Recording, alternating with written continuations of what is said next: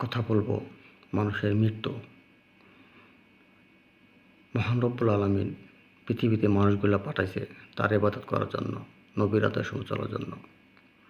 পবিত্র কোরআনে মহান আল্লাহ পাক বলেন, কুল্লু নাফসিন যায়িকাতুল মউত সুম্মা ইলাইনা তুরজাউন।